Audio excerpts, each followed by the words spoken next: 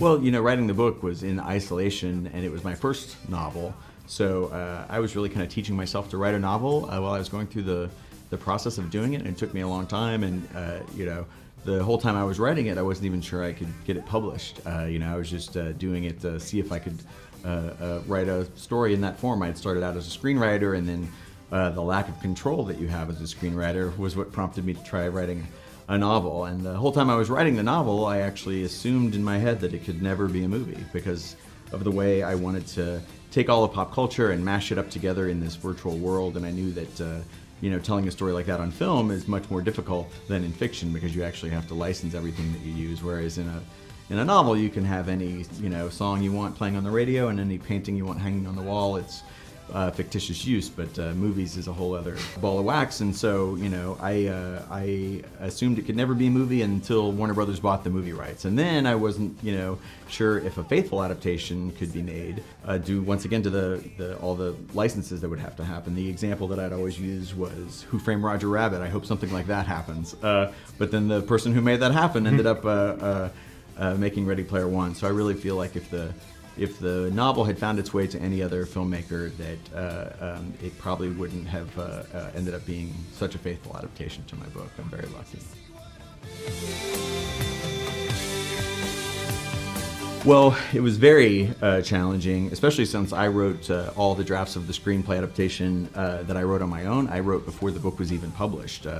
The book and the film rights both sold in 2010, and then I started working on the screenplay for Warner Brothers before the book was even published, so I couldn't really point to it being a bestseller yet, much less an international bestseller. So I, you know, didn't have quite as much leverage to maintain the integrity of the story and say, oh, we can't change this. You know, it would upset my fans. I didn't have any fans yet. So I felt like the story kind of got moved pretty far away from my book. And then when Zach Penn came on board, he happened to be a friend of mine. We had already met and collaborated on a documentary that he directed, and we had bonded and become friends over our shared love of movies and video games. So he, you know, worked on a rewrite that brought the story much more closer to the story in my novel.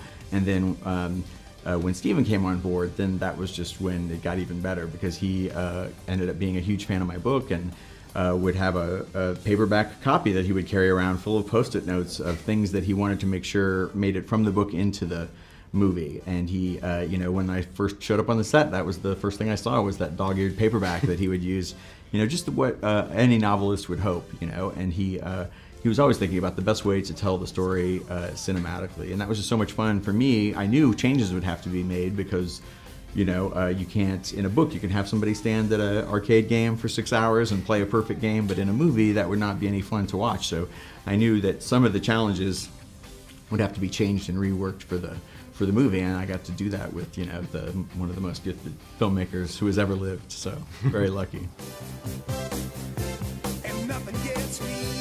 You know, my book was published back in 2011, which was, you know, before Stranger Things and before a lot of the 80s reboots. But the 80s were already, you know, people were already nostalgic for the 80s by the late 90s. I remember there's like an accelerated nostalgia with my generation. So, but for me, you know, I've always been, I grew up in the 70s and 80s, so I think most creative people are drawn to the decade in which they came of age because it's, you know, they're nostalgic for it, but also that's you know, that's the decade in which you grow up and develop your worldview and you know, make changes to your personality that will inform who you are for the rest of your life. So that's one of the reasons I'm interested in the 80s. But the other thing for me is technology and the dawn of the technological age in which we now live. I feel like began in the late 70s and the 80s with the advent of home computers and home video game consoles. Just video games, period, hadn't existed.